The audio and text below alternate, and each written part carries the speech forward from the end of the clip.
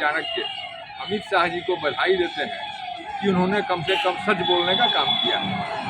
यह जानी हुई बात है, ऐसा नहीं है कि नीतीश जी नहीं जान रहे हैं। नीतीश जी 2020 में उनके साथ क्या हुआ, चिराग पासवान जैसे हनुमान को खड़ा करके उनको कैसे 43 पर ला दिया गया, नीतीश जी को अंदाजा नहीं है।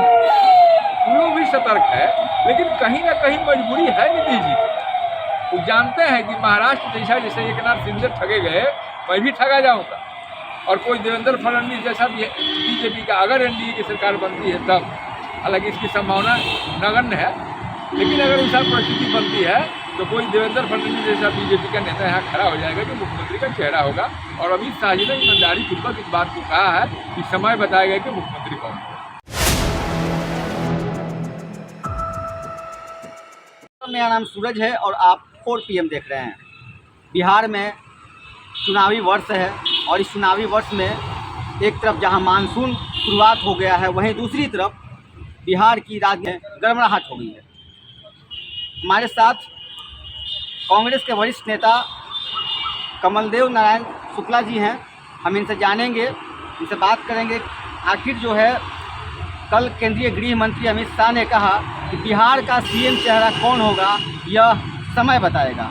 सर, कल केंद्रीय गृह मंत्री अमित शाह ने कहा है कि बिहार का सीएम चेहरा कौन होगा ये समय बताएगा, तो क्या करें? आपके चैनल के माध्यम से मैं इस देश के तारी पार गृह मंत्री और भाजपा और एनडीए के चाणक्य अमित शाह जी को बधाई देते हैं कि उन्होंने कम से कम सच बोलने का काम किया है।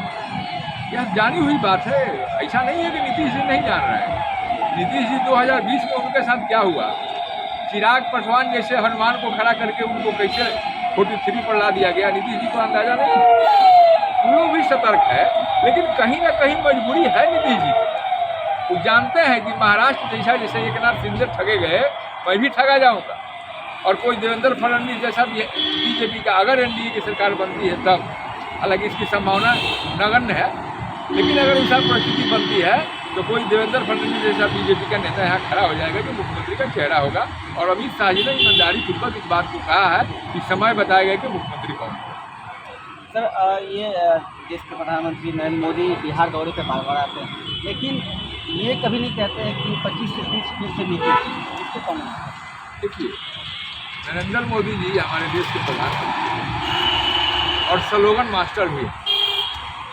किसी आपदा को इवेंट में कैसे बदलना है, कौन सा स्टेट में कौन सा स्लोगन सेट करना है, किस चुनावी सभा में कौन सा नारा देना है, इसके लिए वो महारत हासिल है उनको और वे काम करते हैं। लेकिन जब चाणक्य ने ही कह दिया कि समय बताएगा कि बिहार का मुख्यमंत्री का चेहरा कौन होगा, तो यह नारा कैसे दे सकते हैं माननीय प्रधानमंत्री कि 25 से 30 नीतीश सरकार नहीं दे सकते। तो जहाँ तक बिहार में उनके फ्रिक्वेंटली आने जाने का आपने प्रश्न किया, तो उसमें तो कहना है कि जैसे ही उनका किसी भी स्टेट में फ्रिक्वेंटली दौरा शुरू हो जाए तो आप समझिए कि वहाँ चुनाव होना है। क्योंकि भाजपा एक ऐसी पार्टी है जो 365 दिन चुनाव लड़ती है। जनमानस का एजेंडा उनका कोई एजेंडा नहीं है।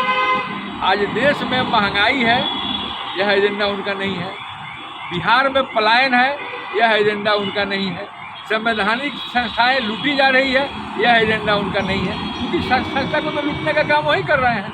आप देखे होंगे, अभी चुनाव आयोग ने कल या परसों एक नोटिफिकेशन जारी किया है कि चुनाव का वीडियो की सारी चीज़ें मात्र 45 दिन तक ही रिजर्व करके रखी जाएगी।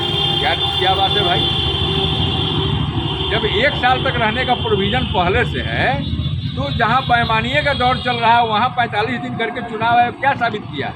चुनाव आयोग ने साबित किया है कि चुनाव आयोग एक संवैधानिक संस्था के अपने दायित्व को खो चुका है और एनडीए और खासकर अमित शाह जी और नरेंद्र मोदी जी के ट्विन पर डांस कर रहा है चुनाव आयोग। यह उनका अधिसूचना यही साबित कर रहा है। अब रहा बिहार की बात, जब बिहार में इसके पहले भी नीतीश जी आए थे, कई एक बार आए हैं, और इस साल तो हमको लगता है कि 3 महीना में उनका तीसरा या चौथा दौरा ही हो गया।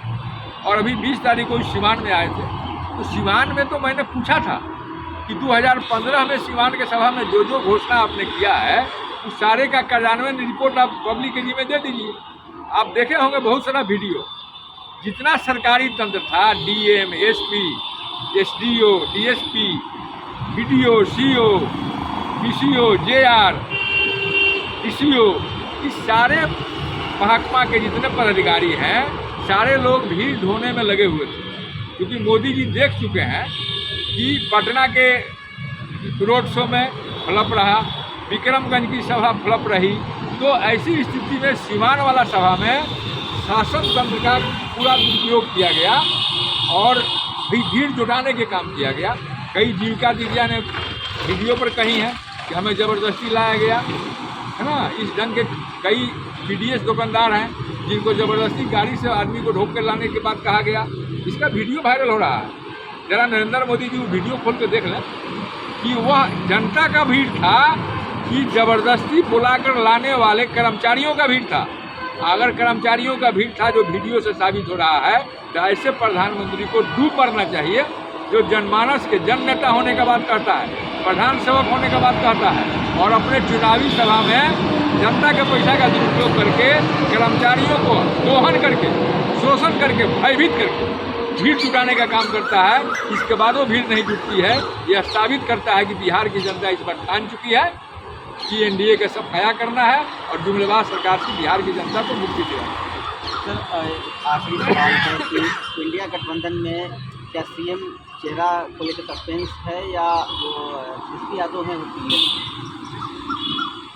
महागठबंधन कई एक दल का गठबंधन है और कोई डिसीजन कोई एक दल नहीं ले सकता, और इसी के लिए महागठबंधन में पहली बार कोऑर्डिनेशन कमेटी बन के सारे स्टेप बाय स्टेप अपना निर्णय ले रही है। पहला बैठक दिल्ली में हुआ, वहाँ जो इंस्ट्रक्शन मिला उस हिसाब से महागठबंधन के सभी दल, बिहार में भी 5-5 कोऑर्डिनेशन कमेटी की बैठक हो गई, स्टेज बाय स्टेज डिसीजन हुआ, उसको इम्प्लीमेंट किया जा रहा है। और हमारे नेता